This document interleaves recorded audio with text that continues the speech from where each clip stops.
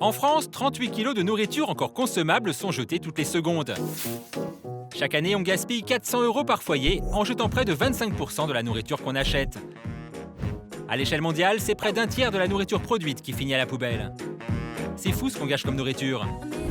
Alors qu'on peut faire tellement de choses avec nos restes. Alex, par exemple, elle a trouvé un site qui vous propose des recettes avec tous les trucs qui traînent chez vous. Vous n'avez qu'à indiquer ce que vous avez. De la semoule. Sans oublier le poulet de la veille, 2 légumes et du pain un peu rassis. Vous choisissez la catégorie et hop, en un clic, Alex a son menu. Magique. Alors, on me propose un poulet façon crumble. Eh ben, c'est parti. Bon, évidemment, s'il vous reste 3 cornflakes et des betteraves, là, ça marche pas forcément. Alex, en tout cas, elle maîtrise. C'est une pro de la cuisine. Quand elle est au fourneau, elle plaisante pas, Alex. Couper les oignons à lamelles. Dans le milieu, on l'appelle l'artiste.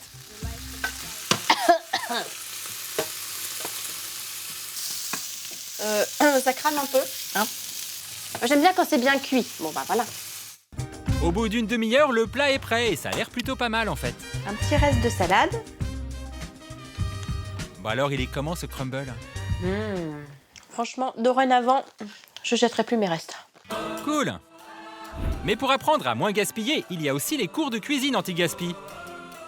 Sauf que là, ça a déjà commencé. Salade. Je vois que notre dernier invité est en retard. Bonjour Alexandra. Oh, ça va, hein? Pour un cours anti-gaspi, la perte de temps, merci, gaspillage de temps. Ouais, il faut toujours qu'elle se fasse remarquer.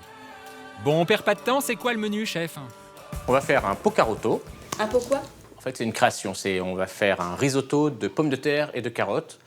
On remplace le riz par les pommes de terre et les carottes. On va les cuire comme un risotto. D'accord? Vous êtes partant? Mais moi, zéro déchet. Zéro déchet. Cyril, c'est le spécialiste du zéro déchet.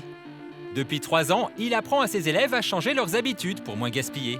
Moi, je viens d'une famille de plein d'enfants. On était une famille très nombreuse. Et tout de suite, on m'a appris à ne jamais rien jeter. Et quand j'ai ouvert un restaurant, je me suis rendu compte que si je faisais pas attention à ce que j'avais, du coup, je ne devenais pas rentable non plus. Donc, derrière cet aspect-là, il y a aussi un aspect économique, gain de temps, gain d'argent. Et ça m'a toujours énervé de me dire que j'ai une carotte et il me reste 2 tonnes de feuilles à côté. La moitié de ce que j'achète, en fait, je le jette. Donc, c'est rageant. Le cours coûte 70 €, mais plusieurs fois dans l'année, c'est gratuit, histoire de sensibiliser le plus grand nombre. Ici, on apprend par exemple que les épluchures de pommes de terre, ça se mange en fait. Si ça, Oui. c'est consommable, Oui. ça sert à quoi d'éplucher?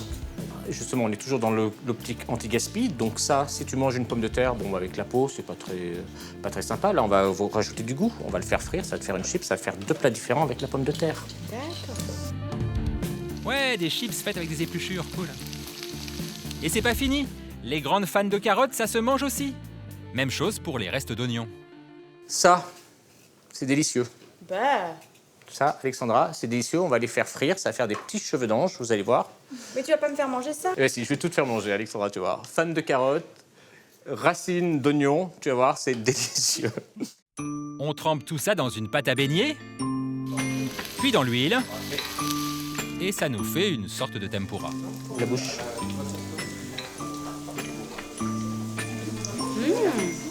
Bon. Après 2 heures de cours, c'est le moment de déguster le pot machin, là, le pot carotto. On y va? À l'assaut. Bande de sauvages. Ça vous plaît? En fait, c'est vous qui l'avez fait. Donc, rien ne se perd, tout se transforme et tout se récupère. Exactement, t'as tout compris. Ouais, ça a l'air super bon. Bon, allez, on passe à la méthode suivante. Regardez cette carotte. La pauvre, elle est pas gâtée par la nature. Et ben justement, à cause de ça, elle est mise au banc de la société, victime du racisme. Et ça, c'est pas cool, hein. Qui a dit que tu ne pouvais pas être vendu dans les supermarchés? Qui? Maintenant, tu dois commencer à croire en toi parce que sinon, personne d'autre le fera.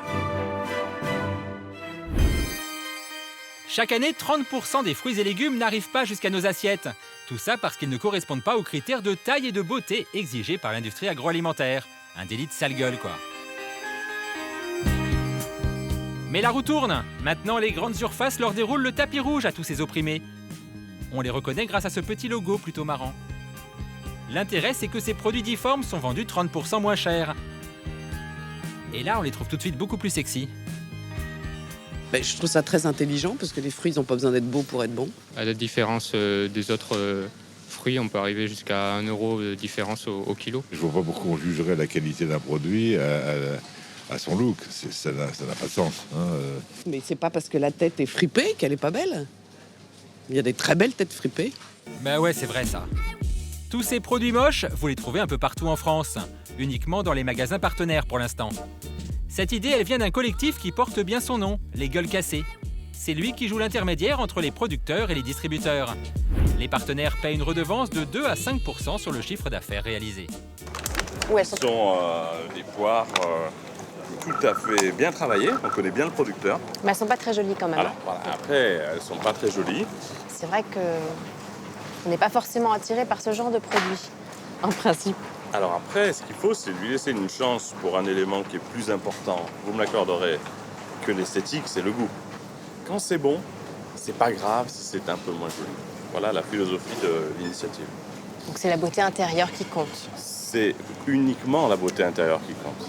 En 2 ans, les ventes de Gueules Cassées ont été multipliées par 10. Dès la première année, pas moins de 5000 tonnes ont été écoulées.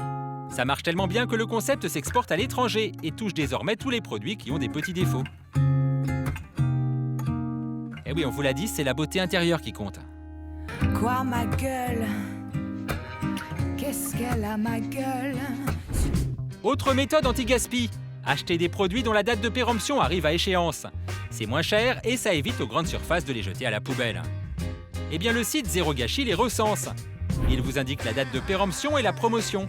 En gros, de 30 à 70% moins cher. Vous n'avez plus qu'à aller les chercher en magasin. 2 jeunes frères nantais, tout droit sortis d'une école de commerce, ont eu cette idée il y a 2 ans, en faisant leurs courses. Bah ouais, logique. Moi, je faisais mes courses dans une grande surface qui pratiquait ce type de promotion.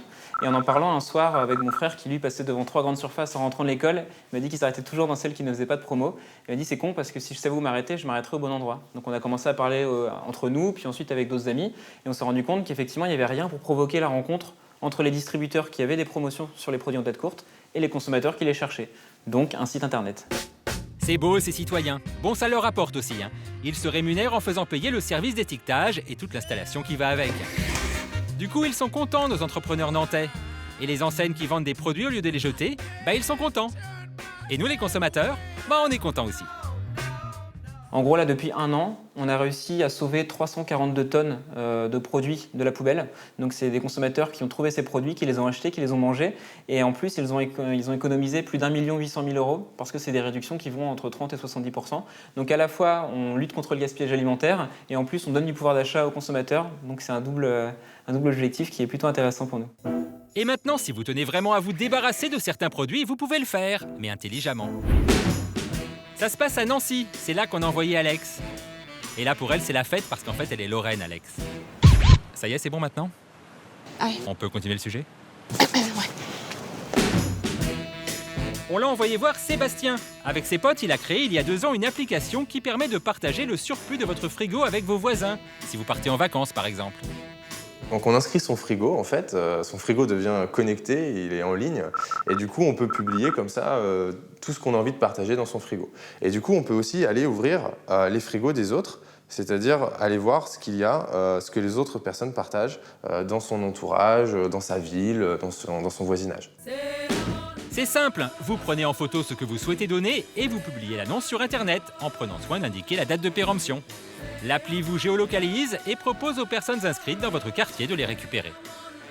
Aujourd'hui, retoquer pour donner 2 yaourts à un voisin, c'est plus du tout un geste qui paraît logique. Alors qu'au final, d'une, c'est pour éviter le gaspillage, mais de 2, ça permet aussi d'avoir un geste sympathique avec son voisin, de le connaître un peu plus, de pouvoir discuter, et du coup, de vivre aussi mieux et de façon plus sociale, quoi. Le réseau comptabilise pour le moment 1200 personnes. Et David en fait partie. Et justement, le lot de Sébastien l'intéresse. En moins d'1 demi-heure, l'affaire est dans le sac. Message de David. Bonjour, je suis à côté, vous pouvez passer contre un café. Du coup, c'est... Ouais, on y va? Allez. Eh ben allez, on va chez David. Et vous êtes gâtés, hein, dis donc. Ouais, je vais pouvoir faire une petite soupe avec ça. On essaie de refaire ce qui marchait dans le temps. Apprendre à connaître le cordonnier. Des trucs, changer de tout. Ouais, voilà, c'est ça. Mais est-ce que vous donnez alors? Est-ce que moi je donne? Bah oui, Alors, vous prenez, mais est-ce que vous donnez? J'ai pas encore fait. Bon là, c'est pas encore hyper équitable, mais c'est en bonne voie. Et puis on a eu droit à un café en échange. Ça, c'est sympa.